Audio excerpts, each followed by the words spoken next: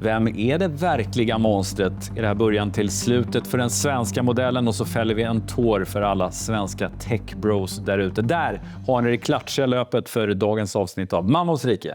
The kingdom of Mammon, economics, pop culture, finance, Mammons rika, inte Ja, kidsen de skulle säga att vi har en absolut banger på gång. Jag säger att ja, det är ett synnerligen välmåttat avsnitt av Mammons rike. Och dagen till ära, där har vi Expressens biträdande chefredaktör Karin Olsson. Varmt välkommen hit. Tack så mycket. Vid din högra sida så sitter Ager Ismail som vanligt, affärsjurist och författare. Och här bredvid mig så sitter Claes de Fer. Du är ju journalist och författare. Det stämmer. Och dagsaktuell med den här boken, Att gå på teater. Är det en manual? Jag har inte hunnit läsa. Det är en haverirapport kan man säga. Men det är en roman. Det är en roman. Jag har inte läst den, men ni borde göra det. Köp den. Karin, din kollega Viktor Malm, han har varit här. Han satt i princip på precis den där stolen. Ja. Han var ganska spak, kan jag säga. Han var inte så kaxig. Men jag tänker att jag är Åsa Linderborgs vikarie. Är det så? Det är vi avdankade kulturchefer som får komma hit. Bra att du säger, för att jag hade någon slags rant i manus först om att så här, jag går ett terapiprogram. Att konfrontera starka kulturkvinnor som jag egentligen är rädd för. Och nu har jag terapibehandlat med Åsa Linderborg i 1 år. Det är dags för rond 2. Ja. Okej. Ja, men jag är beredd. Men du verkar ganska snäll. Innan vi sätter tänderna i vårt första ämne så vill jag uppmana dig som tittar. Fortsätt skicka in frågor till våra panelister som vi sparar och sen dammar av till vårt julspecial. Vi har redan fått in några frågor, men vi vill ha fler.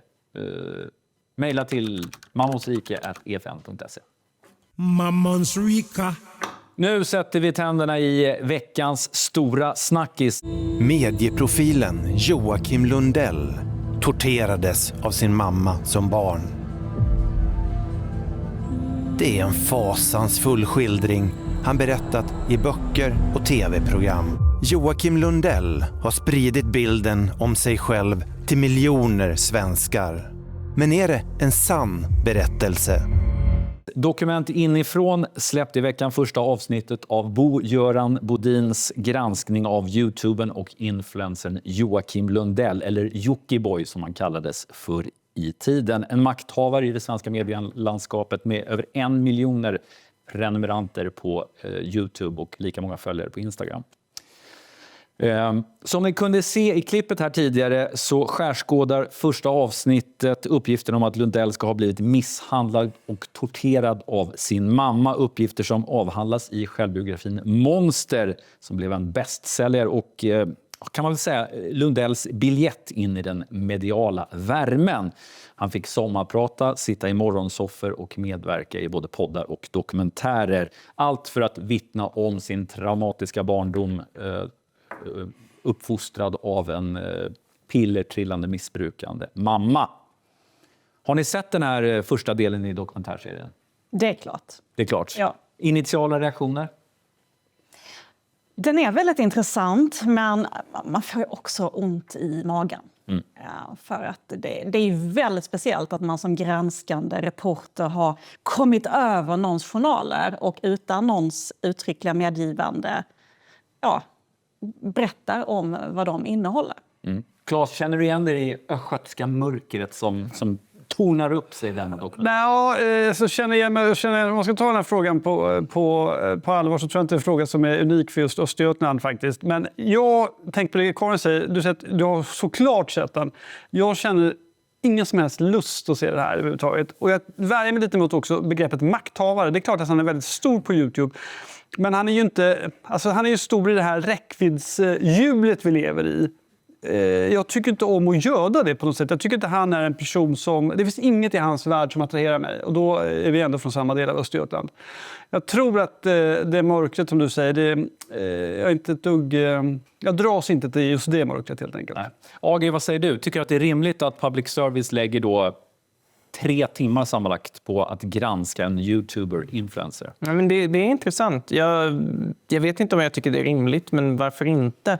Det som jag tycker som det här talar för är ju det som författaren Lyra Eriksson Lindbäck heter hon byter namn var 3:e minut, men har kallat för traumakulturen i världen. Och att det är just via traumat som du kommer in i sommarpratssvängarna och så vidare. Så att man vill göra det är ju naturligt om man vill in i den delen av kulturvärlden. Och vill man strössla med lite alternativa fakta så gör man det. Så det kanske kommer en backlash här. Det kanske är det som SVT håller på med här. Att nu får det vara nog med snyfthistorier. Jag vet inte.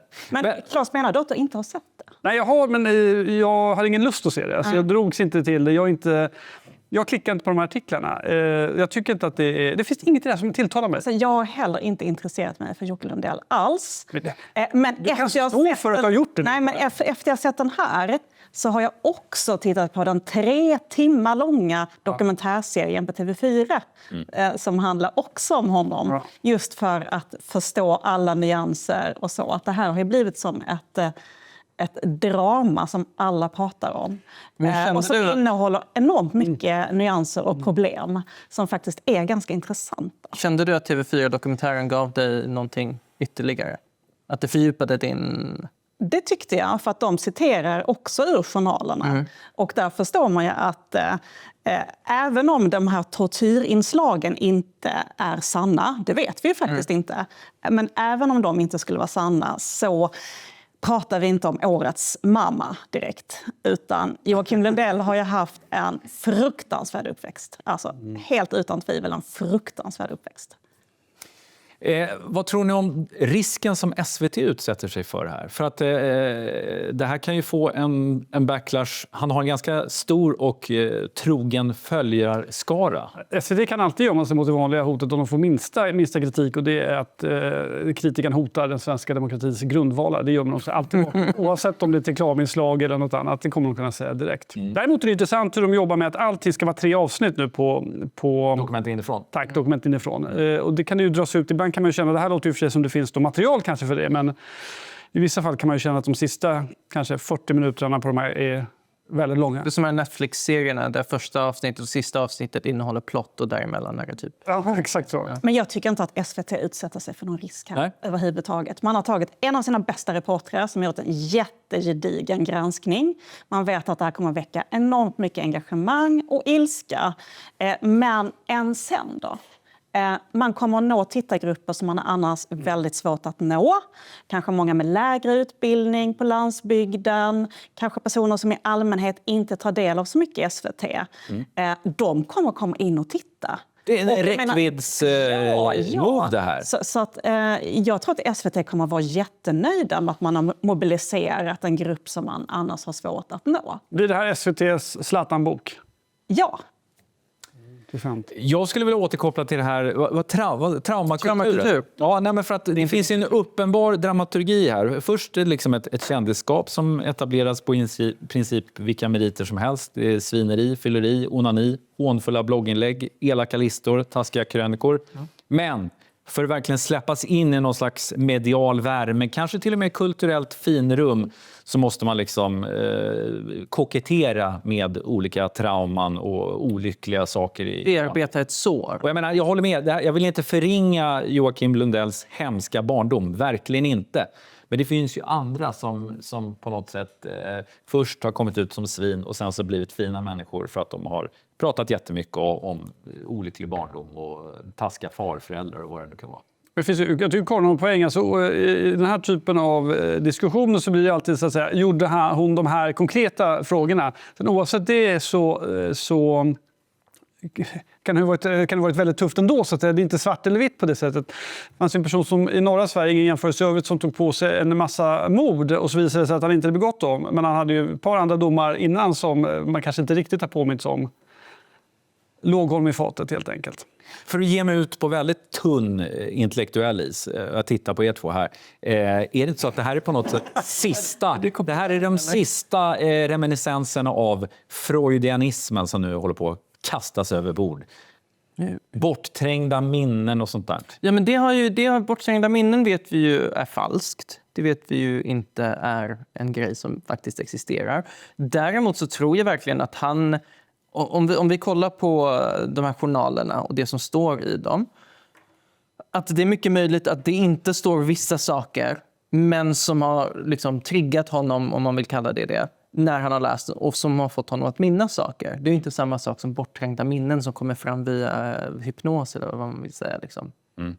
Jag vet inte, jag tror inte det är slutet för freudianismen lever gott och väl, tror jag. Vore otippat om Jocke Lundell skulle ta död på den. Alltså, det hade varit det vore ju någonting. Vilken insats. Ja. Jag tror heller inte att det här är slutet på personliga berättelser i sommarprat eller på kultursidor för den delen, utan det kommer fortsätta vara en hårdvaluta. Det kanske är kulmen. Men kanske. Men jag tror att många utgivare kommer att få, och redaktörer kommer att säga, just det finns något som heter förtal. Vi kanske ska kontakta dem som blir kritiserade och så vidare. Men det är ju uppenbart att det har slarvats med detta en hel del i det här fallet. Så att, ja, det finns nog många där ute som kanske blir lite nervösa. Vad är det vi har publicerat egentligen? Det finns ju, minst Lisa Marklunds böcker som var så här fackböcker som sen visade sig inte vara 100% korrekta. Det var ju förlagsvärlden som fick göra en liten så här, nu tweakar vi på det här och så kallar vi det här istället. Och då gick det bra. Alltså det är inte genren i sig det är fel på, det är hur det presenteras. Men vet ni vad Jocke Lundell borde ha gjort? Han skulle ha kallat sin biografi, Monster, som kom 2017, han skulle ha kallat den för roman. Ja. Utan att ändra en stavelse. Ja, för det är så man gör nu för tiden. Det här är fiktion. Exakt. Det här är hans det är så man har hanterat det här problemet i litteratur. Nej, men jag tänkte att det finns, jag hörde en definition av autofiktion versus memoir. Memoirer handlar om när folk har varit jävliga mot dig, och autofiktion handlar om när du har varit jävliga mot andra. Och att man på så sätt döljer det. Ja, verkligen. Vi kan väl, du får säga en sak innan. Jag tycker ändå det är viktigt att komma ihåg när man det finns ju kanske ett skäl att han gör det också. Det är också att sätta ljuset på barn som blir misshandlade av sina föräldrar eller misshandlade överhuvudtaget. Det är en liksom allvarlig fråga som inte heller får döljas av mediaetiska diskussioner helt enkelt. Nej. Men lite tur kanske bidrar till att det blir lite bättre. Ja, och det kan ju också vara en av anledningarna till att både Joakim Lundells egna kommentarsfält och andra, de översvämmas just nu av stöd och uppmuntrande ord. Samtidigt som granskningsnämnden har fått in över 1500 anmälningar. Dokument inifråns ansvarig utgivare Axel Arnö, han intervjuades i Aktuellt och utlovade mer stoff i de 2 delarna som är kvar att sända. Stay tuned, får vi säga. Mammons Rika. Hej, Katrin Kielos här. Tycker du att det snackas för mycket om populärkultur och för lite om tullar och obligationer? Börja lyssna på Världsekonomin istället med mig och Claes Molén. Nytt avsnitt varje torsdag på efn.se och i EFNs app. Keep watching the kingdom of Mammon. Keep watching the kingdom of Mammon. Förra veckan då avslöjades det att hypade AI-företaget Lovable, de missat att betala momsen. Nyheten den spred sig så till den milda grad att den flög över Östersjön till den finska techkonferensen Slush, där en icke namngiven entreprenör kontrade med en fråga: varför hatar svensk media tech? Ska inte svensk media liksom hjälpa det svenska tech-undret? Ska vi inte liksom stötta svenska entreprenörer? Eller kanske snarare, varför ogillar svenska samhället och svenska medier framgångsrika entreprenörer? Claes, visionära entreprenörer som vill skapa arbetstillfällen och skänka värden till sina aktieägare. Varför ni ekonomijournalister håller på att kasta skit på dem? Ja, men jag sätter på mig en annan hatt, och det är den högkonservativa hatten. Ska jag säga. De här bolagen, de fuskar med skatten, de fuskar med ansvar och utgivarskap, de tar inte ansvar för mycket för den samhällsmodell vi har i det här landet. Det tycker jag de skulle svara på istället för att gå och gnälla på hur media hanterar dem. Jag tycker till exempel Facebook, eller Meta som det heter nu, är vansinnigt provocerade över att så fort det händer någonting som de publicerar så backar de igen. Apropå Karin säger, om Expressen skulle göra samma sak, vilket otroligt liv det skulle bli då. Facebook kommer undan hela tiden, göds av svenska annonspengar. Hur mycket skatt betalar Google i Sverige för arbetsgivaravgifter och annat? Det tycker jag är den stora frågan. De här techbrosen, de verkar inte se skillnaden mellan en liksom fanblogg och en granskande ekonomijournalistisk sajt. Nej, men de är ju vana vid att pressreleasen ska tas upp okritiskt. Och det kan de ju göra i många fall på bloggar, alltså techbloggar, men även typ Wall Street Journal och så vidare. Så det finns ju en historik av att vi pushar ut vårt narrativ och sen köps det med hull och hår. Är det ett uttryck med hull och hår? Ja, absolut. Ja. Det kändes rätt. Ja. Karin, har du något att tillägga? Men det känns väl som ytterligare en besvikelse på den här genren av ledare. Men vi har sett hur de har kliat Trumps rygg på ett helt motbjudande sätt. Och en sån här reaktion på en vanlig journalistik är ju... Det är barnsligt. Deppigt. Ja. Det här ska ändå vara någon slags elit. De borde ha någon slags högre intellektuell nivå. Jag tror det föds någonting i människor som jobbar på de här bolag som är finansierade på det här sättet, där man kan be om pengar. Så att det har inte byggt upp det organiskt på det sättet. Då blir du också van att verkligheten ska funka på det. Det är som ett rikt bortskämt barn som tror att du kan springa till föräldrarna och så löser de någonting. Och säger, men det är klart inte du ska stå i skolkön, det är klart inte du ska göra de här grejerna. Och då den typen av verklighet som media innebär, eller rättsväsendet, det där går det inte att stoppa helt enkelt. Och innan de har tjänat en enda spänn. Väldigt vad ni går till attack på dessa duktiga företagare. Vad är det här för företagsfientligt? Typiskt Jante-Sverige. I måndags hade Tidstjuven 2025 års julkalender premiär på SVT. Har ni kollat på den då? Har ni gjort hemläxan? Bra. Ja, vad tycker ni om den då? Ja, men den är fin. Lite långsam, men... Trevlig. Ja. Jag tycker det var ett härligt återseende för mig. Mina barn är ju så stora så att det var länge sedan jag kollade på en adventskalender. Och jag skulle säga att jag fortsätter hellre kolla på den än den här Joakim Lundell-serien. Jag kan mycket väl tänka på att göra. Hörrni, jag har en spaning som faktiskt är ganska så avancerad. Och det är att julkalendrarna, de speglar den tid vi lever i. 70-talet, normbrytande uppfostrande. Hercules Jonssons storverk, 5 myror. 80-talet, sorglös och historielös underhållning. Vi har julstök med Staffan och Bengt, julpussar och stjärnsmällar etc. Och så har vi 90-talet, där har vi antipatriarkal folkhemsnostalgi. Kurt Olssons jul, Sunes jul. Staffan och Bengt, det kommer inte ni ihåg, men det var ju liksom Filip och Fredrik då. Staffan Ling var väl dessutom organiserad kommunist om inte jag minns fel. Alltså Säkert. Nej, men det var ju helt obegripligt att de här två personerna från Umeå kunde nå, liksom, de fick göra allt, Staffan och Bengt. Det var ju Sällskapsresan, men det var inte det vi skulle prata om, Claes. Sällskapsresan 2, exakt. Ja, exakt, Snowroller. Men Tidstjuven, vad säger den om det 2020, eller vad så 20, vad blir det? 22 århundradet. Ja, jag tycker att man kan ana lite av det här med längtan efter den starka ledaren. Mannens... längtan efter en stark man som ska leda oss. Det handlar ju om en frånvarande far, en pojke som ska försöka hitta sin pappa för att få tillbaka glädjen och stabiliteten i familjen. Och dessutom så kommer Gustav Vasa tillbaka genom en fantastisk tidsresa. Den är stark. Han bekämpar dansken. Och liksom, så det finns en historieromantik och en längtan efter den liksom, starka mannen. Alltså det låter som att årets julkalender är kryptofascistisk. Inte riktigt. Men det är också i tillbakablicken i det förflutna. Det är någonting väldigt nostalgiskt över det hela också, som jag tror speglar samtiden. Apropå Tech Bros, finns det någon julkalender som inte varit nostalgisk? Staffan och Bengt minns inte jag nu på rakan, men jag ger mig fan på att den också var nostalgisk på något sätt. Det känns som en grundgästen i det här konceptet. I julen liksom. Ja, på den tiden det fanns snö. Ja, det är verkligen sant. Ja, det är alltid snö och det är alltid en väldigt pittoresk svensk småstad som är fonden för berättelsen. Det är det vi längtar efter. Jag tyckte Kåre gjorde en utmärkt analys av att vi längtar efter. Eller hur? Mic drop. Ja, vi går vidare till Soho House. There is something rotten in the house of Soho. Det som skulle bli tech-elitens vardagsrum i Stockholm blöder nämligen pengar. Så till den milda grad att klubbens revisor hissar varningsflagg. Skatter har inte betalats i tid, årsredovisningen lämnats in för sent och den löpande bokföringen är bristfällig. Ord och inga visor från Soho House revisor. Där har ju någonting gått väldigt, väldigt fel i kommunikationen dem emellan. Nej, men om revisorn ska ut och bara kolla, alltså jag har sagt åt dem hur många gånger som helst, de betalar inte tid, allting är fel, årsredovisningen är för jävlig. Alltså, det är inte Då är det illa. Det är inte det första man gör som revisor, att gå ut i media och säga så, utan det lär ju ha varit många fel på vägen, tänker jag. Claes, du är ju lite någon slags Soho House-klubb-aura över dig.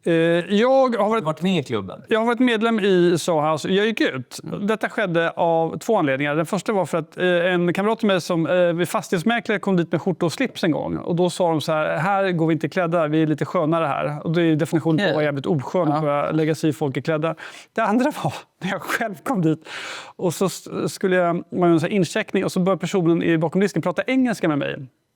Ja, jag svarade på engelska. Det var något ord jag inte kunde. Då visade det sig att personen var svensk. Men man skulle liksom ha imagen av att här pratar vi engelska. Och då vände jag och gick direkt. Så det får vara någon måtta. Alltså, varför ska man göra på det sättet? Men Karin, du tycker det är skönt att sitta där i loungen och liksom bara vara dig själv. Nej, men jag vill ju vara på liksom en proletär redaktion. Där liksom. Det Då valde du Expressen. Alltså, gå runt En proletär redaktion. Jobba liksom någonstans som känns som en hotellobby. Liksom. Det känns lite töntigt. Håller med hela lounge. Alltså folk som säger lounge håller på med lounge. Det kommer nästa julkalender handla om, tror jag. Alltså loungemiljö, för det är passé. Jag vill väl ha en luggsliten redaktion när man sitter och Röka inomhus. Från morgon till kväll. Julen i loungen är nästa. Mammons Rika. Julhandeln är i full gång. Allt fler handlar sina julklappar på nätet. Och allt fler julklappar de levereras hela vägen hem till dörren. Det är ju nämligen så bekvämt. Men några enkla klick så kan precis allt beställas hem. Men den här bekvämligheten den har ett pris. Och det är inte vi som beställer paketen som betalar den. Det gör istället de som levererar paketen. Utlandsfödda, oförsäkrade och underbetalda företrädesvis män. Samtidigt så har Tesla-strejken pågått i Sverige i över 2 år och därmed den längsta strejken i modern tid. Och de här 2 ämnena de har nyligen avhandlats i 2 böcker. Den sista milen av Julia Lindblom och Frontalkrock, Tesla-strejken och kampen om framtiden av German Bender. Agri, du har ju läst bägge de här böckerna. Ja, det har jag. Jag har recenserat dem också. Varför finns det en röd tråd mellan Tesla-strejken och The Last Mile? Jo, men det gör ju det. Har någon av er läst Den sista milen? Nej. Den är väldigt bra. Jag rekommenderar det. Alltså, båda är intressanta och läsvärda. Men det är frågan om den svenska modellen, om kollektivavtalen. Och väldigt ofta så får man höra att i Sverige så behöver vi inte minimilöner. Vi behöver inte det regelverk som finns i EU för att vi har kollektivavtal i Sverige. Allt fler företag har ju inte det. De underleverantörer som Budbee, Airme och så vidare använder sig av gör ju inte det. Och det leder till en enorm exploatering av arbetskraft. Och risken med Tesla-strejken är att om Tesla vinner det här så blir ju det liksom en öppen dörr för alla andra företag. Om inte de har så behöver inte vi ha heller. Så risken är att modellen fallerar för att allt för många stora företag väljer att skita i det helt enkelt. Vems ansvar är det då att upprätthålla den här svenska modellen? Finns det någon förutom fack som värnar om den just vad det gäller... Alltså jag tror att de flesta svenska företagare verkar ju tycka om den svenska modellen också. Man behöver inte förhandla med enskilda anställda utan man kan gå via facket. Och vissa fack är ju väldigt mjuka också. Det är ju rätt lätt. Minns ni pandemin där typ alla priser gick upp och de flesta fackliga organisationer bara vi kommer inte pusha för högre löner. Det är lugnt, vi tar ansvar för våra anställda. Det är en långsiktig modell som du säger. Jag tror att Svenskt Näringsliv också tycker att det här är en modell. Nu har vi den här, vi kör på den. Den funkar, exakt. Ja, men det här är något som slår mig. Alltså, måste ju du också, Claes, som ekonomijournalist. Man har träffat så många företagsledare, näringslivsgubbar som säger att den svenska modellen är så fantastisk och utmärkt. Vi ska inte ha några lagstadgade minimilöner, det här sköter vi själva.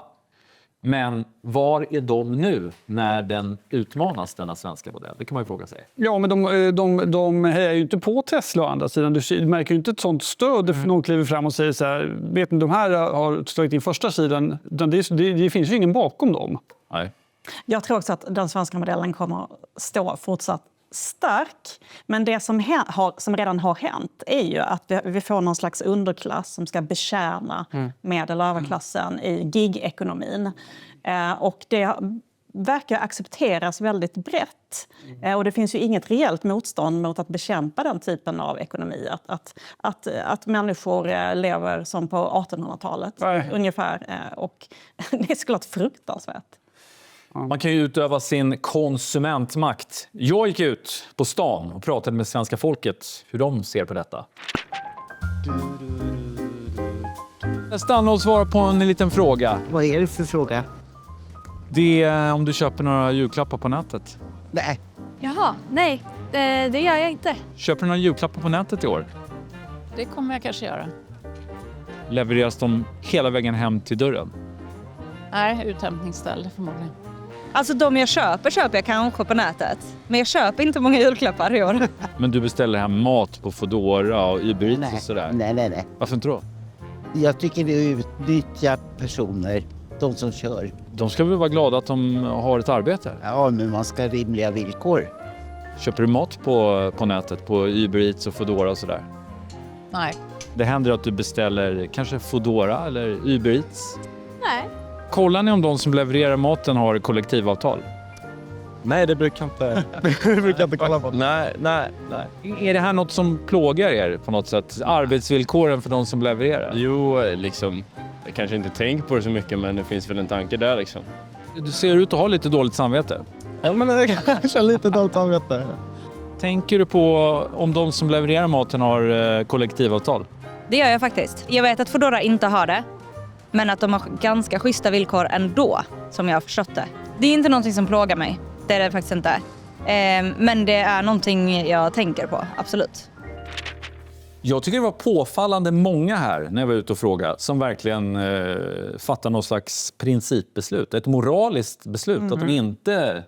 Är ni lika... Vet ni, alltså, när jag läste boken så blev jag så här, jag beställer alldeles för mycket till min dörr. Jag borde sluta med det här. Så jag levererar till postutlämningsstället eller till någon instabox som finns vid ett köpcenter där jag bor. Och jag fick känna mig lite bättre som människa. Vad börjar hända då? Få massa sms. Plocka upp dina paket nu. Det finns andra som väntar. Det är faktiskt jultider. Plocka upp dina jävla paket. Vad håller du på med? Och då blir jag stressad igen. Så ska man bara ta en dag på stan? Och... Ja, men exakt så. Varför går man inte? Du bor i centrala Stockholm. Precis. Det är absolut inte. Jag bor ute i Vischan. Men det är Sollentuna. Jag skulle ju mycket gärna kunna. Det finns affärer där du bor och grejer. Ja, mina barn kan få tuggummi. Sollentuna centrum är ju inte... Nej, vi har en disco där. Det är nice. Ja. Men är det inte väldigt mycket en generationsfråga? Med risk för att låta väldigt gubbig.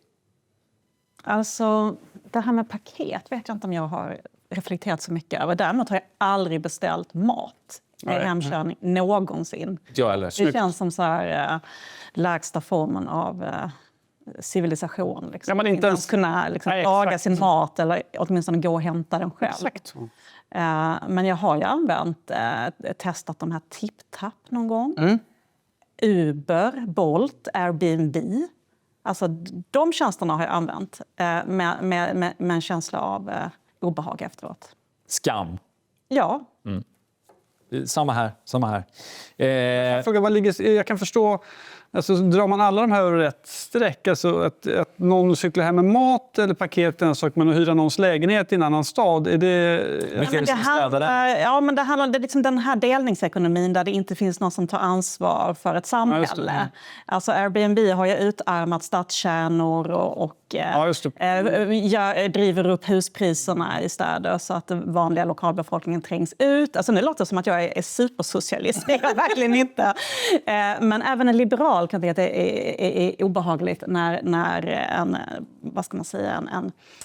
ekonomisk verklighet drabbar väldigt hårt.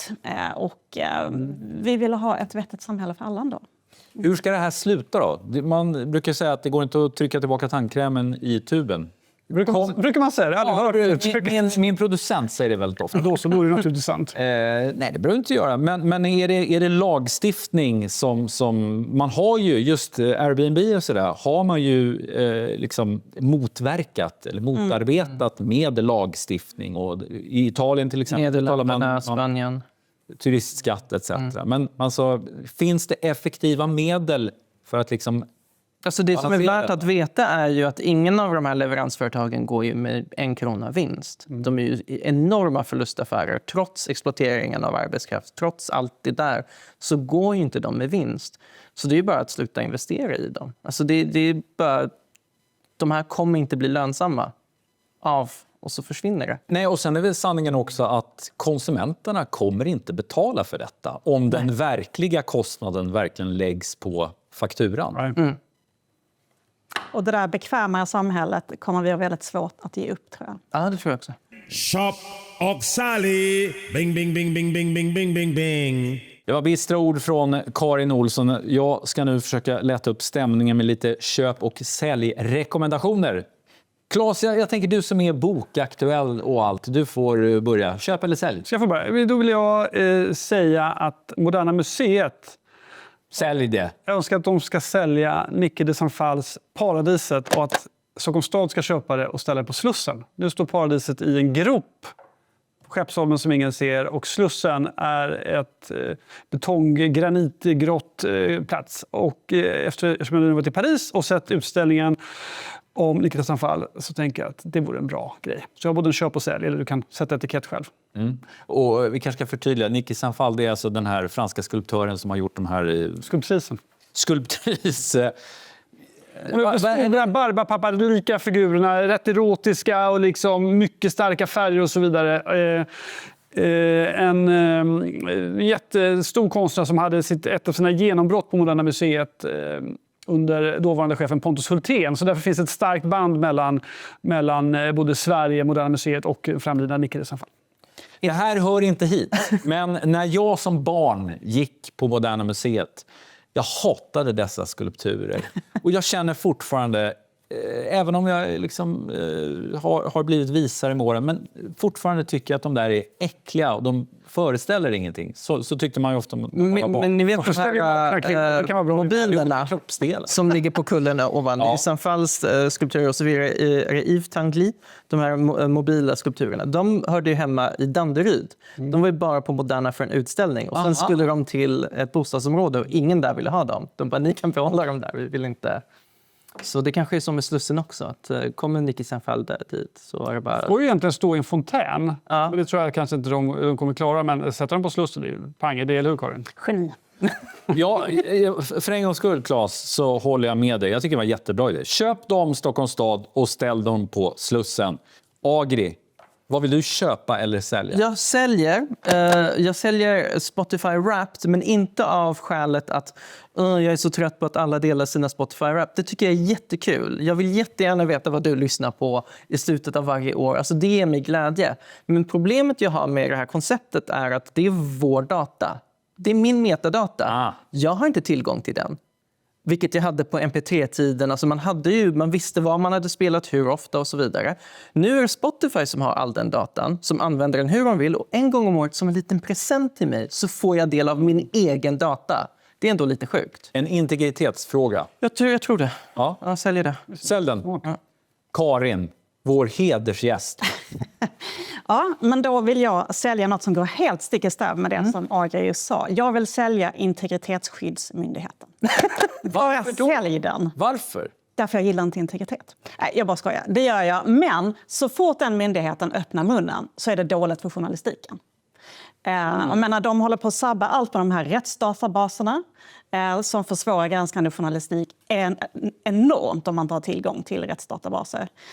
Och nu senast så har Integritetsskyddsmyndigheten sagt till Google att ni måste ta bort den här Expressen-artikeln om en nazist som David Bas har skrivit.